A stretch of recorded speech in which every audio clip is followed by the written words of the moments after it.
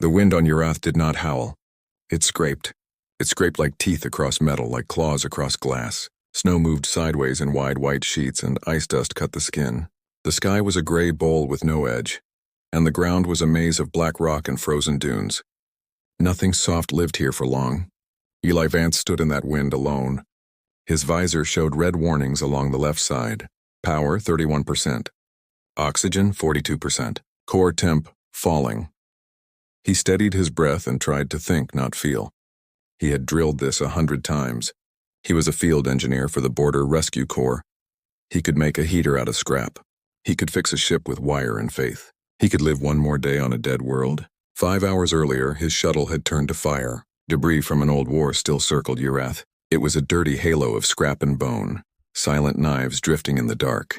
The storm had pushed a small cluster down, and those pieces fell at the wrong time, from the wrong angle. One slammed into the shuttle's right wing. Another cut the fuel line. The vessel spun once, twice, then became a black streak across the sky. The pilot did not scream. He did not have time. Eli had time to grab the emergency pack and jump. Now he was here, boots crunching through ice crust, teeth tight from cold. He had a small tent on his back and a portable heater. He had a plasma cutter and a line spool. He had 2 rations and a water melt kit. He had a beacon that could still call a ship. Maybe. If the storm cleared. If anyone was listening. He told himself the same thing over and over. Shelter first. Heat next. Signal last. He had learned it as a child in training. Hide from the sky. Warm the blood. Then call home. He picked a half-buried ridge that broke the wind and used the cutter to melt a shallow cave into the drift. The ice hissed and steamed as it softened. He braced metal rods from the pack against the ceiling to stop any collapse. He rolled out the thermal sheet. He set the heater and watched the small blue flame bloom behind its shield. Heat rose like a promise. His visor chimed, core temp stabilizing. Only then did he let his shoulders drop. He was alive. He had a hole in the storm. He could last a day, maybe 2 on the power he had. If the beacon reached the long-range net, he might see a rescue ship by morning. If. Eli took off his gloves for a moment. His fingers were red and stiff. He held them over the heater until the ache turned into dull throb. He thought about the pilot. He thought about the shuttle. He told himself there had been no other jump alarms. He told himself he had done what he could. He forced his hands back into the gloves and pushed the gilt down with the same slow pressure he used to fold the thermal sheet's edges flat. The wind outside scraped and scraped. He opened the pack's scanner. It was a little thing. Not military issue, just a worker's tool that could map heat and movement. Its screen was cracked from the fall. He powered it anyway, expecting to see the gentle glow of his own body and the small hot point of the heater. Instead, the scanner painted a faint, pulsing cluster in the snow 100 meters east. 3 small shapes, weak, fading. Eli frowned. Animals on Urath? The world was not empty, but it was close. There were burrowers in the warm cracks near the volcano fields in the far south, but not here. Not in this barren north, not in this storm. He lifted the scanner higher. The shapes flickered again, 3 heartbeats fast as birds. He should stay in the cave. He knew this. Shelter first. Warmth next. Signal last. He zipped his suit to the neck, pulled on the hood, and turned off the heater to save power. He let his breath settle into a working rhythm. Then he stepped back into the scrape of the wind, into the white. The storm tried to throw him down. It pushed at his chest and legs. Ice dust ticked against his visor like hard rain. He counted his steps, 10, 20, 30. He checked the scanner every few meters. The shapes were not moving. They were just there, weak, as if the snow itself had tiny hearts. At 90 meters, he saw a low hump under the drift like a buried dome, with one side broken open. The storm had carved a wedge out of it. He slid down to his knees and used the cutter low and careful, not to collapse whatever was inside. The ice gave way in sheets. Cold air rushed from the gap like a sigh. He looked in. The light from his chest lamp touched faces. They were not human. The first face was narrow and pale, with skin like milkstone and eyes like silver coins. The second and third were small versions of the first, pressed tight against the larger body. They had a thin layer of frost on their hair and hands. All 3 breathed in short, quick sips like fish pulled from water. Eli's throat went tight. The translator at his collar crackled to life on its own, sniffing for language. He heard a click, a soft tone, then a voice, thin, shaking, shaped by a mouth not made for his words. Man, please. The adult, the mother, moved. She tried to push a thermal cloth over the two small ones. Her hands were blue-gray. She failed and slumped forward, half on top of them, half against the ice. Her head turned. Her silver eyes found Eli through the lamp glare. "Save my children," the translator said, struggling to catch the broken sounds. I keep you warm. Just save them." Eli had never seen this species up close. He had seen their ships. He had seen their war marks burned into a moon 4 jumps from Earth. He had read about what they did to human rescue boats in the Rift. He knew the old anger. He knew the stories told by older engineers in quiet bars. They bait you. They trick you. They freeze you. He looked at the children. Their eyes were closed. Their thin chests fluttered under the cloth. He shut off the cutter and crawled in. "Don't move," he said, even though they were barely moving at all. He pulled the emergency thermal blanket from the pack and wrapped the two small bodies together, tight so their heat could join. He took the mother's hands in his gloves and rubbed them briskly. He touched the side of his helmet to hers so the translator would catch the words well. "I will help. I am Eli. Your names?" The mother made a sound like a lost wind. The translator tried to find it. "Sira," it said. "They are Tali and Ren." "Okay," he said. "Sira, Tali, Ren, we have to move." "I have a shelter, heater, it's not far." Sira's head dipped. She was shaking badly now. "I keep you warm," she whispered again as if it was a law, as if it was the only sentence she could carry. Eli slid the small line spool from his belt and clipped it to Sira's cloth. He clipped the other end to his suit. He lifted Tali first, then Ren, and set them on his pack sled, wrapped together so they were one shape, one little fire he had to keep from going out. He helped Sira crawl from the broken dome. The storm hit her like a wall. She swayed. He put her arm over his shoulder and took the first step toward his cave. He counted again. 10, 20, 30. He watched the sled line. He watched Sira's feet. He watched the storm like it was a living thing that wanted to push them into a dark hole. They reached the ridge. The scraper wind bent around it and lost some of its bite. He pulled Sira into the cave and dragged the sled inside. The world shrank to a bubble of ice and breath and blue flame. He turned the heater to half power. He set the thermal sheet along the wall and pulled it over the 3 of them like a second skin. He rubbed the children's hands and feet through the blanket. He let the translator play at low volume near Sira's mouth so it could listen and learn. He took out his last water melt and set it to warm. Slowly, Tali stirred. A small sound like the start of a cry escaped the child's lips. Ren's fingers curled once, twice. Sira cried without tears. Her eyes closed. Her voice came cleaner now, the translator catching more of her sounds. "You came," she said. "I called in the wind. You came." Eli looked at the heater's gauge. Power slipped down to 27%. He looked at his oxygen. 39%. The beacon. He needed to set the beacon to burst through the storm when it thinned. "Rest," he told Sira. "Let the heat work." She did not rest. She was all tremble and thin bones and a will that would not sit. She pushed closer to the children, her arms around them. Her face bent to their hair. Her skin was cold against Eli's suit even through the thermal sheet. He could feel the tremor traveling from her muscles to the ground. "What happened?" he asked softly. "How did you get trapped?" Sira's voice was a thread. "My mate," the translator offered. "Gone to the sky. The fire war took him. We fled the valley. The raiders came. We ran into the storm. The snow took our shelter. The little fires," she touched the children, "grew slow.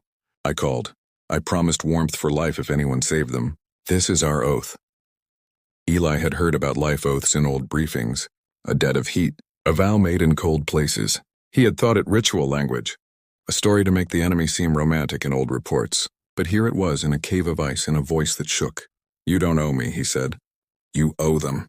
"That's enough."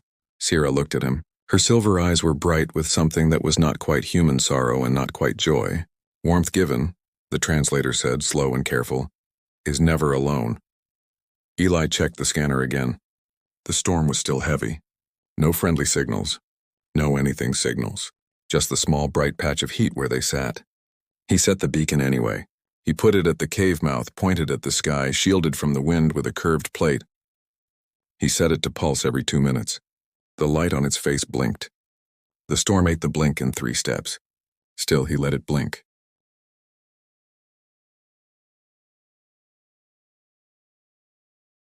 Eli ran through the snow until his lungs burned. The wind clawed at him, tearing his breath away. His scanner flickered again. 2 heat signatures, then 3. One small, one larger, one moving fast. The world around him was white and endless, but his heartbeat was loud in his ears. He followed the tracks down a ridge and across a frozen plain. The footprints were light, too light for adult feet. The children were running or being chased. Then he saw it, a broken crawler vehicle half buried in ice. The tracks ended there. Eli crouched low and peered around the wreck. Inside the shell of metal, he saw motion. 2 children huddled, frightened. And beside them, Sira, her hands raised toward 3 dark shapes standing over her. The shapes were tall, covered in layered armor made from scavenged parts. Scavengers. Their eyes glowed a dull green in the storm's dim light. Each carried a hook rifle powered by old fusion cells. Their breath steamed in the cold and their voices were guttural, low. "She owes us," one said in a crackling tongue the translator barely caught. "Widow of a general. Her blood fetches good price." Eli pressed against the snow wall, thinking fast. 3 of them. Heavy weapons. He had only his plasma cutter, 1 energy cell left, and a few tools. Sira's voice broke through the wind. "Please take me, but not my children." The biggest raider laughed, showing yellow teeth. "The little ones are worth more. You is too weak to serve, too soft to fight. Maybe feed the dogs." Eli's stomach turned. He had seen what scavengers did to survivors after wars. He had seen the way they stripped the living and dead alike. He couldn't call the Marines. The signal would take too long and risk all of them. He had one choice, act now. He looked at the sled behind him. Still had a fuel cell, still had the thermal blanket. An idea formed, risky but possible. He melted a small hole into the snow wall and slid the fuel cell inside, setting it to overload. He tied the power wire to his cutter. The whole thing would go off in a burst of white fire if he triggered it from 10 meters. He crawled around the wreck's far side and waited for the moment when one of the scavengers stepped away from Sira, turning toward the children. Eli stood and shouted through his suit speaker, "Hey! Step away from them!" 3 helmets turned instantly. Energy rifles rose. The leader barked a sound, half snarl, half laugh. "Human?" Eli held the plasma cutter in one hand, pointed down, harmless looking. "Yeah," he said calmly, though his pulse raced. "Trade, I have food, tools, you let them go, I share it." The raiders laughed. "Trade with a dead man?" "Maybe," Eli said, "but you'll have to take it." He thumbed the cutter's trigger twice. The snow wall behind them exploded in a burst of white light and steam. The scavengers screamed. Blind for seconds, Eli charged. He tackled the nearest one, driving his shoulder into the alien's ribs. The cutter's edge sliced through a power cable on the raider's weapon. Sparks jumped. Eli swung again, cutting across armor plates. Sira grabbed one of the fallen weapons and fired wildly. The shot hissed blue, burning across the ice. One raider fell, his armor melting into slag. The other 2 staggered back, shouting in confusion. Eli kicked a rifle away and pressed the cutter to the chest of the last raider still standing. "Walk away," he growled through his helmet. "Now," the alien's voice shook. "You'll freeze out here, human." Eli's jaw tightened. "Then I'll freeze standing, not selling children." The scavenger backed away slowly, hands raised. Then he turned and ran into the storm, limping. Silence fell, broken only by the wind and the soft cries of the children. Eli turned to Sira. She was on her knees, one hand over a wound on her side. Her silver eyes blinked weakly. The cut wasn't deep, but she was losing heat fast. He dropped beside her. "Stay still. You're bleeding." She looked up at him, trying to smile. "You came again?" "Of course I did." He tore open his thermal pack, pressed a warming patch to the wound, then wrapped her cloak tighter. "You shouldn't have left the cave," he said quietly. "They came for my children," she whispered. "I heard their feet in the snow. I thought I could lead them away. But they were too fast," Eli sighed. "Next time you wait for me, got it?" She blinked slowly, the translator catching her soft tone. "Next time." He looked at the 2 children. They stared at him with wide silver eyes, silent but full of trust now. He lifted them both onto the sled again, securing them with straps. Then he helped Sira climb on beside them. The storm was clearing, the clouds breaking to reveal a pale blue moon, Urath's twin satellite. Its light spilled across the ice like silver fire. Eli started walking back toward the cave, dragging the sled behind him. Each step felt heavier now. His oxygen level was low and the heater power was nearly gone. But inside the cave once more, the small family huddled close. The heater hummed faintly. Eli patched the hole in the roof and checked the readings. They had maybe 6 hours of warmth left. He turned to Sira. She was awake again, though her face was pale. "You should rest," he said. "Tell me," she whispered. "Why did you help us, human?" "We were your enemy." Eli looked into the heater flame. "War ends for some people. For others, it keeps burning. I guess I'm just tired of watching it burn." Sira reached out with trembling hands and touched his wrist. Her skin was cool, her fingers light. "In my world," she said softly through the translator, "we repay life with warmth. You saved my blood. My life belongs to you now." He shook his head. "You don't belong to anyone." Her eyes shimmered. "Then let me stay beside you." To repay the warmth. He didn't know what to say. He looked away at the 2 small children sleeping under the thermal sheet. Their breathing was calm now, safe. Later that night, Sira showed him something strange. She reached for his gloved hand and pressed it gently against her skin. For a moment, his suit sensors flickered as detecting warmth, faint but real, flowing from her body to his. "This is how we share heat," she said softly. "It is our way to survive together. Alone, the cold kills us. Together we live," he didn't pull away. For a long minute, they sat there, 2 survivors from opposite sides of a war, sharing warmth and silence. Outside, the storm had stopped. The sky was clear now, filled with distant stars and the pale light of 2 moons. The scanner blinked once, a signal faint but real. "Someone's out there," Eli murmured. "A ship, maybe." Sira's expression changed. "Fear." "Your people?" "Maybe," he said slowly. "Or more scavengers." The signal grew stronger. He activated his communicator, tuning it. A human voice came through, crackling with static. "Rescue shuttle to survivor beacon. Identify yourself." "Repeat identify." Eli froze. He hadn't reactivated his beacon. Someone else had. He turned to see the beacon device glowing softly near Sira's side. She looked guilty. "I wanted to thank your people," she said quietly. "I wanted to tell them you saved us." Eli swallowed hard. "They won't save you, Sira. They'll capture you." Maybe worse, her hands trembled. "But we can't run forever." "Yes, we can," he said. "We just have to make it to the mining shafts in the east. There's heat down there. Old reactors still working. I can hide you until I figure out what to do." The children woke, confused by the noise. Sira looked at them, then at Eli.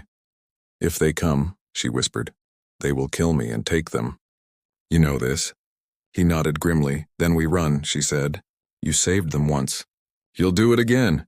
Eli packed fast some heater core, tools, and spare rations. He gave Sira his spare coat and put the children back on the sled.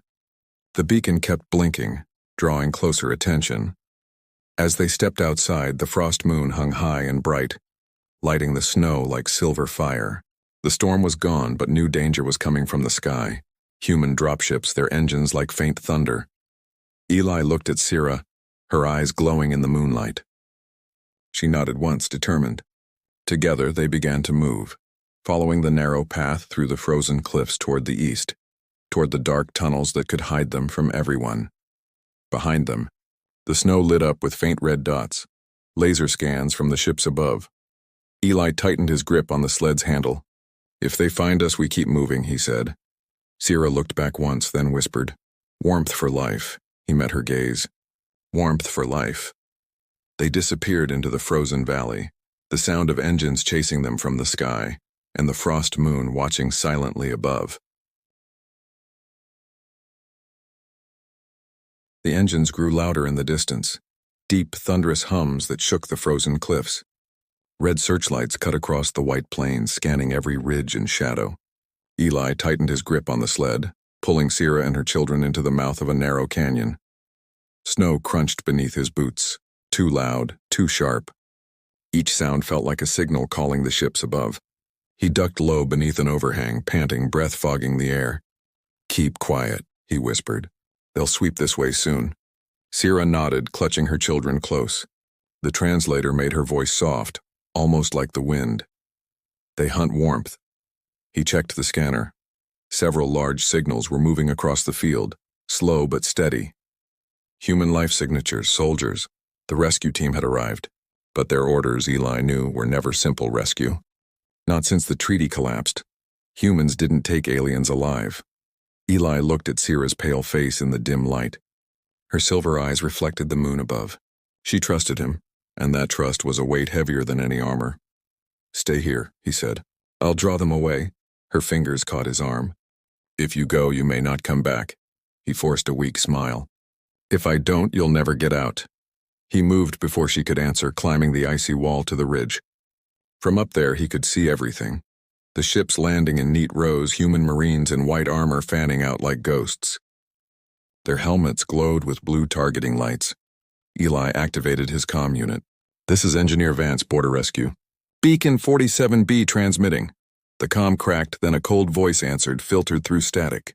"Copy that, Vance. We've got your signal. You are ordered to remain stationary for pickup." He hesitated. "I found survivors, non-human. 2 children, 1 adult female, civilian, eyes." Then the voice hardened. "Vance, you are to tag alien entities for collection.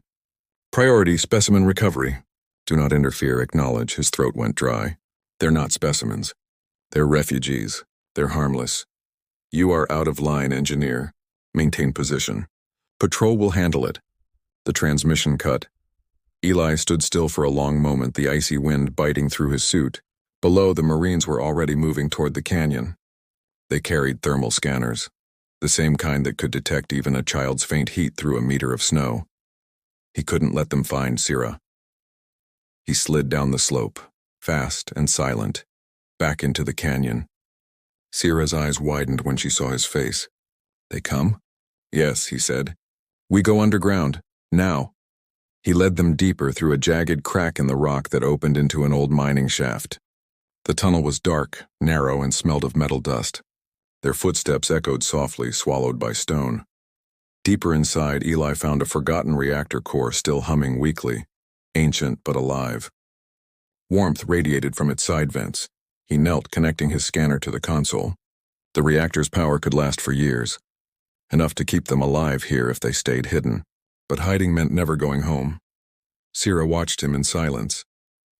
The children sat close to the reactor, soaking up the gentle heat. After a while, she spoke softly. "You could leave. They would take you back. You don't need to lose your world for us." He looked at her. "I already made my choice." She tilted her head. "Why?" Eli exhaled, voice low. "Because I've seen enough dying. I've seen good people burn because they were called enemies by someone who never met them.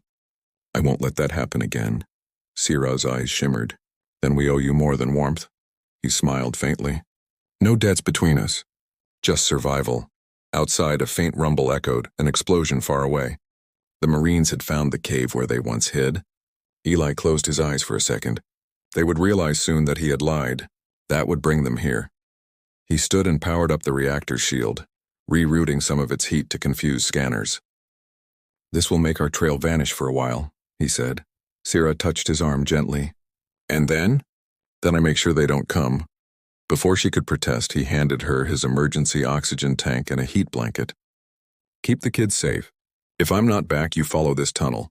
It leads to a lower exit. The old vent shafts open to the frozen sea.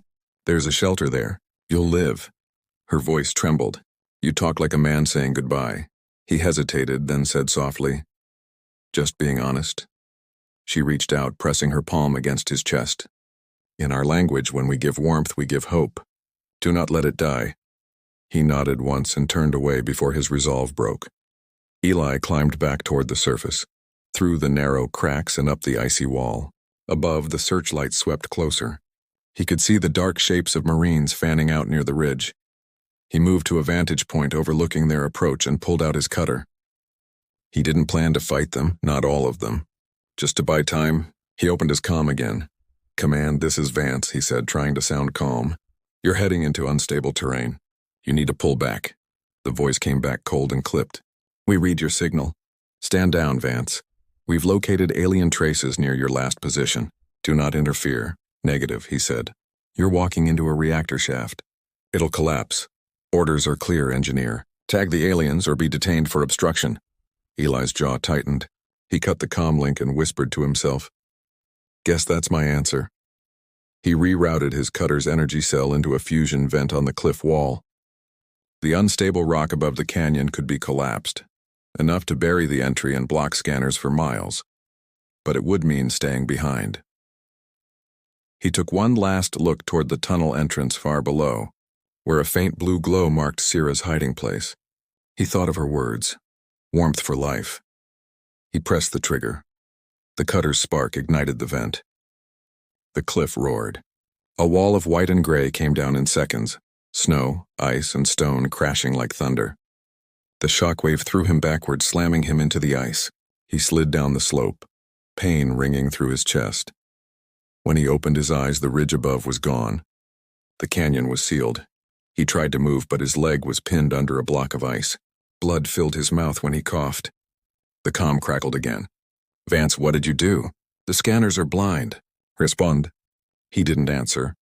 He just looked up at the sky. The frost moon hung over him cold and bright. Minutes passed. Maybe hours. He couldn't tell. The snow around him glowed faintly from the reflected moonlight. Then he heard footsteps. Soft. Careful. A shadow knelt beside him. Silver eyes met his through the cracked visor. "Syrah." "You came back," he whispered, voice weak. "You kept us warm," she said softly. The translator made her words sound like a song. "Now it is my turn." She pressed her palms against the ice, trapping his leg. Her skin glowed faintly blue as heat flowed from her body into the frozen slab. Steam hissed. The ice softened and cracked. She pulled the pieces away. Eli groaned, pain shooting up his side. "You shouldn't have—" "Quiet," she said gently. "You gave warmth to my children. I give life back to you." She tore a piece from her own cloak, wrapping it around his wound. The children appeared beside her, wide-eyed but brave. They held the heater core, keeping it steady. Eli tried to stand, leaning on Syrah's shoulder. His vision blurred. "The Marines. They search another valley now," she said. "The mountain hides us. You are safe. For a time." He looked into her face. Even under the pale light, she looked strong. No longer the trembling widow he found in the storm, but something fiercer. "What now?" he asked quietly. "We go east," she said. "To the sea. There are caves there. And maybe ships that do not ask who we are." He nodded slowly. "You'll need someone who can fix things," she smiled faintly. "Then we keep you," he laughed, weak, short, but real. "You sure that's a good idea?" Her silver eyes softened. "You saved our fire. You are part of it now." They walked together under the frost moon, the snow whispering under their feet. Behind them the canyon lay silent, sealed by ice, a grave for the war and the man Eli used to be. Ahead the horizon glowed faintly gold. As dawn broke, the first rays touched the frozen plain, making it shine like glass. Syrah turned toward the light, her cloak trailing behind her like a shadow melting into day. Tali and Ren ran ahead, laughing, their voices echoing through the empty world. Eli stopped once, looking back at the mountains where his people's ships still circled like silent vultures. Then he looked forward again, at Syrah, at the children, at the endless unknown. Maybe he could never go home, but maybe he didn't need to. He reached out, took Syrah's hand, and felt her warmth through the thin fabric of their gloves. She squeezed back, firm, certain. "Warmth for life," she whispered. "Warmth for life," he echoed. And together they walked toward the rising sun, human and alien, carrying the small, stubborn fire of mercy through a world that had forgotten what warmth truly meant. The end.